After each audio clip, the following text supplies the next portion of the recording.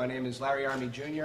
I'm an attorney with Army and Roach, and I'm here today on behalf of Kyle Kennedy and the Kennedy family to clear up some of the issues surrounding the incident with he and Aaron Hernandez, and I'll take some brief questions at the end of this as well. My client currently is incarcerated in the Shirley House of Correction. He was on suicide watch shortly after the alleged suicide of Aaron Hernandez. He was put on suicide watch, from our understanding, based on the policies and the procedures of the jail, and not because he was a risk to himself or others. 2 days ago, we reported that he was taken off suicide watch. Once that report became public, the jail put him back on suicide watch. Unfortunately for my client, suicide watch at this particular institution means he's put into a cell with nobody present, with nothing present, no books, no utensils to write, no television, no radio. He's stripped of all of his clothes, and he has a police officer or correction officer who basically sits at the doorway and monitors his every move. As a result of being placed on suicide watch, he's been placed in segregated population, not in his regular cell, and he's not able to do the things that he has done over the last 12 months to try to make himself a better person. Specifically, he's been continuing his education in jail. He's been attending NA meetings and substance abuse meetings with the mental health counselors. Currently, all of those services have been suspended. Since Mr. Hernandez's suicide, Kyle has been taken from his normal group of support staff and friends as well and isolated. He wants to be put back into the situation that he was in before this and doesn't feel like he should be placed on suicide watch. He remains in good spirits, but he is still perplexed as to why that's going on. My client has also relayed to me that he and Aaron Hernandez were close friends and spent a great deal of time together in prison. My client has informed me that at some point in time in the near future, he personally will discuss the nature and the extent of the relationship between he and Aaron Hernandez. My client has advised me that any discussions relating to that relationship will come directly from his mouth, so there's no confusion. My client would also like to state that at no point in time has he been interviewed or asked any questions from any member of the media personally as it relates to his relationship with Aaron Hernandez. As to the letters left behind by Mr. Hernandez, my client does firmly believe that one of the letters was written to him. This is coming from his own knowledge of the relationship that he and Aaron had shared, and it comes from somebody inside of the jail, and I don't have a name for you, who indicated to him that one of the letters was to him. We have also learned that the third letter, which is in existence, is currently being held by the Worcester District Attorney's Office. We have requested, on behalf of my client, a copy of that letter. To date, none has been presented to us. We have also requested from the attorney who went to the court and obtained the suicide notes that he release a copy of that letter to us so that we can determine from the content whether or not that letter was written to my client. To date, we've received no response from them as well. I can also confirm that we're asking at this point in time that Attorney Baez, who has suggested numerous times that the letter does not relate to my client, give us a copy of that letter. We've heard that the letter is written and parts of it may be incoherent. My client believes that that might be because the letter was written in accordance with the language typically used behind the walls of a jail. So he believes that he could potentially decipher what that letter says. So I'm calling on Attorney Baez to release that letter to us. I can also confirm to you that my client was told by Aaron Hernandez prior to his death that he was going to be the recipient of an approximately $50,000 watch that Mr. Hernandez had left to my client. I can tell you that the circumstances around that watch were also made known to my client. Specifically, that the watch was purchased by Aaron in Las Vegas. It was a custom-made watch for him with a price tag of $47,000. The watch is the same watch that is seen in a picture of Mr. Hernandez with the Posey brothers. which we have a copy for you today. I can confirm that obviously while in jail, my client was not able to receive this gift, but Aaron had told him that arrangements would be made for that gift to be sent to him when he was on the outside, or alternatively, from a member of his inner circle to be delivered to my client's family. I can indicate to you at this point in time, we have not received the watch or any other personal property from Aaron Hernandez.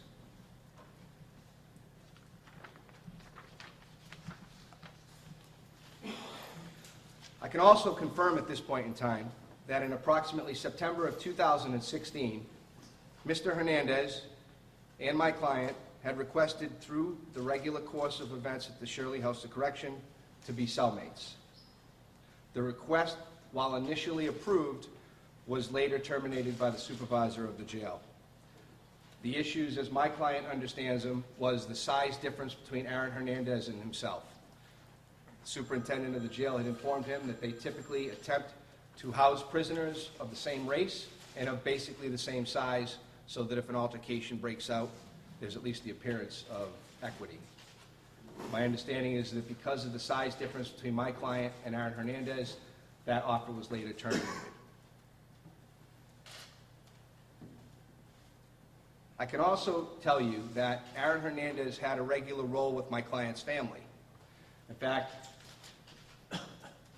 this is a copy, partial copy of one of said letters showing you that Aaron Hernandez did in fact correspond with my client's family on top of my client.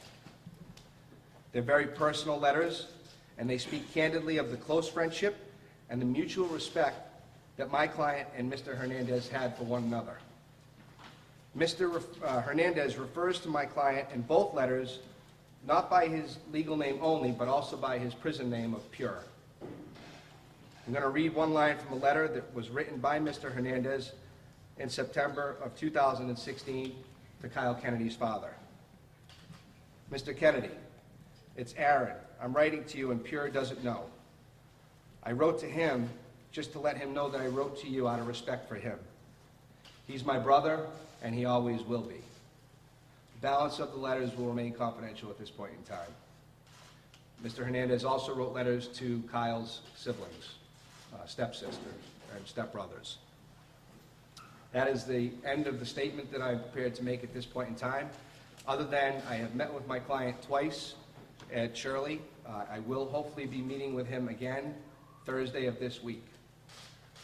He does want to tell his story, but at this point in time, based on his situation in the jail, it's an impossibility. I'll take a few brief questions. Did your client have a gay relationship with Aaron Hernandez? I'm not at liberty to discuss the nature and the extent of that relationship. My client has made it very clear that he will, in fact, talk about that relationship, the nature and the extent, but he wants those words to come directly from his mouth to the world. Did your client have any idea that Aaron Hernandez was going to commit suicide? My client was stunned and saddened by the news of the suicide. He was told at 6:30 the next morning that Aaron Hernandez had taken his life. My client, quite frankly, told me that he thought it was a joke, that he thought that the people in the jail were playing a game on him because they knew of the closeness of the relationship between the two. My client remembered at that point in time a letter that he received from Mr. Hernandez approximately 3 weeks earlier, where Mr. Hernandez did state, "I think I'm going to hang it up, LOL." My client at the time didn't read into that, thought it was a joke, but obviously 3 weeks later when we see what happened, it has a different meaning for him. What were the terms of him receiving the watch? The watch was given to my client, unlike has been reported at the end of Mr. Hernandez's life, actually on my client's 22nd birthday on August 27th, 2016. And it was given to his family? Was it physically passed over, or? My client's family has not received the watch. What my client has told me was that because he was incarcerated, my client was scheduled to get out, or is scheduled to get out as early as February of 2018, that he would get it upon his release. But if anything should happen, he would make plans for that watch to be delivered by some of his friends or family. I don't know who that is. Does your client have any proof of that, apart from written, is there any written proof that Hernandez meant this watch to go to your client? At this point in time, my client has nothing in his possession that would verify that, other than the conversations between he and Aaron. Aaron Hernandez has a 4-year-old daughter. Why should Mr. Kennedy get this watch and not her? Well, I'm not saying that she should, or he should, or anybody else should. That's not my decision to make. All I'm But suggesting, it sounds like you clearly are interested in trying to get the watch for your client. I'm not interested in any of that. That's not what I have said. What I have said is that Aaron Hernandez has told my client that he was giving him this watch. He described the watch to him. He told him the circumstances around obtaining that watch. He told him where he acquired that watch and how he had it made. Now, when that happened, understand, this was months before the suicide. So I don't know what was going on in Aaron Hernandez's head when he decided to make that gift to Kyle Kennedy. And I don't know if that changes now, or I don't think anybody can, quite frankly. All I can tell you is in August of 2016, that's what was said between my client and Mr. Hernandez. Was the third letter addressed to Kyle himself or by his nickname Q, or is that why you're having trouble getting possession of it? So there's obviously issues with us getting possession of, because my understanding is there's nobody's name that it's addressed to. So when you look at these statements saying there was never a letter addressed to Kyle Kennedy or any other prisoner, I believe that's 100% accurate. But what makes you think it was? When you say it was somewhat, was it coded? When you say incoherent, what do you mean? I was told by a source that the letter, parts of the letter didn't make a lot of sense. When I explained that to my client informed me that there's a certain language that's spoken in a written form in a prison that is made that way so that it appears incoherent, and others don't necessarily understand what the meaning is. So like a code? Like a Correct. prison code. Yes. Understanding that you don't want to get into the nature of the relationship between the two of them, is there anything in any of the letters that can better elaborate what that relationship is beyond Kyle Kennedy's word? I will tell you that there are portions of letters that I have seen that were addressed to members of Kyle's family that talk about the depth of the relationship between Aaron Hernandez and Kyle Kennedy. Unequivocally? Unequivocally what? That it would put to rest what exactly the relationship was, whether they were lovers or not. Well, I didn't say that. I want to be very clear on that. I never said that the letters said that they were lovers. And I'm not at liberty to say one way or another whether or not they were. As I've informed everybody here, my client is the one that's going to make that statement when the time is right for him to make that statement. What I have said is that the letter talks about the depth of the relationship between Aaron Hernandez and Kyle Kennedy. Last question, guys. You said they were Oh, I close feel friends. Byron, I give him that too. You said they were close friends. Why did they want to live together, just be cellmates? What precipitated that? Just because they wanted to spend more time together? And was your client the last person to spend time with Aaron Hernandez before he was found dead? And do you know if they smoked K2 synthetic marijuana that night? My client, the night in question, my client was not in the general population. He was taken out of the general population that evening.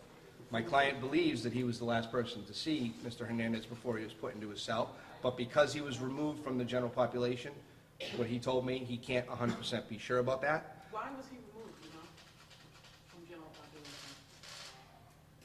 He violated a jailhouse rule.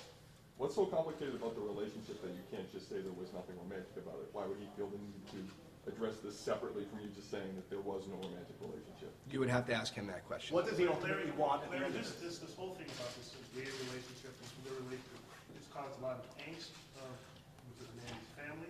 You know, rumors are going around. Why can't you just clear that up? How would you characterize the nature of their relationship? Look. You talk to them a lot. You know your plan. So I haven't talked to him a lot. I've talked to him 2 days. And as you can imagine, the first day was he was in segregated population. There was a glass window between us. There was guards on both sides of the doors, so it wasn't necessarily the time to have any kind of an in-depth conversation. So the first day that we were there, we established the scope of my representation, what would occur. Second day we were there, we were in a room with a guard on eyeball-to-eyeball suicide watch. So again, we haven't had the true privacy that an attorney and a client would normally have. So part of the reason is we haven't, quite frankly, had the right time and space to have any of these conversations. And the second part of the reason is that at this point in time, my client is the one that he doesn't want. I mean, it's funny, these people, they go to jail and they're cut off from the outside world, but at the same time, somehow they have access to almost everything that's said about him. So my client has read a lot of things that some are true, some are not true. He wants the words about this relationship to come from his mouth. When would be the first time that can happen? When is his Well, I assume he would release? have to be taken off suicide watch first and foremost, and brought back into a situation where the jail would allow him access to the press. Does your client know why he committed suicide, Aaron Hernandez? My client is stunned. What my client told me was that Aaron Hernandez was one of the most powerful forces as a person that he's ever known. Aaron could take any situation, no matter how bad it seemed, and turn it into a positive, and was always smiling. That's the way that my client. Doesn't have anything to do Does with your it? client believe that Aaron Hernandez deliberately committed suicide? My client doesn't have any basis other than his knowledge of Aaron as a person to make that decision, or make that determination. Are you Was saying that your Kyle- client was put into solitary before Hernandez's death? The evening before. And was that because he was doing drugs with Aaron Hernandez? I have no idea.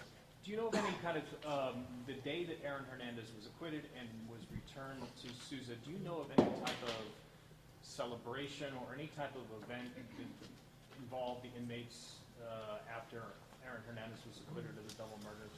Did your client mention anything out of the ordinary that may have happened?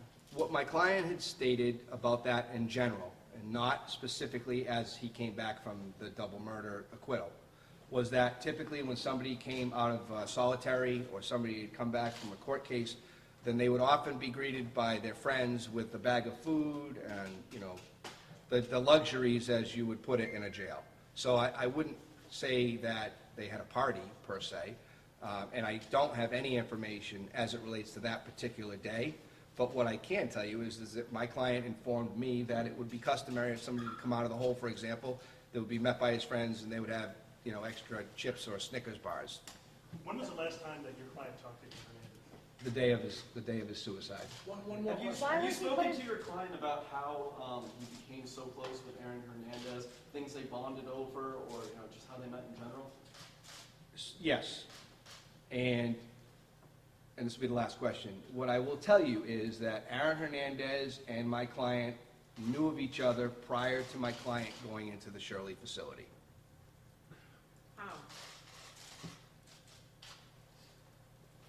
Through correspondence. Did you Larry, represent? just to clear up one last thing. Larry, That's all for now, No, but there Larry, will just be to more. clear up one last thing. You say the letter was not addressed to your client. How do you know the letter was to him or about him? How do you know any of that? Well, what I said was the letter wasn't addressed, our information is the letter wasn't addressed to anybody. Right, so how do you So, know it was even? Two ways. My client, number one, as I said earlier, believes that based upon the closeness of the relationship that he and Aaron Hernandez had, there would be nobody else that he would have written the third letter to. And the second issue is because my client was informed by somebody behind the walls of the prison that there was a third letter that was left for him. So was that a guard or another inmate? I don't know who it was. My client did not tell me if it was a guard or an official. That's all that he told me.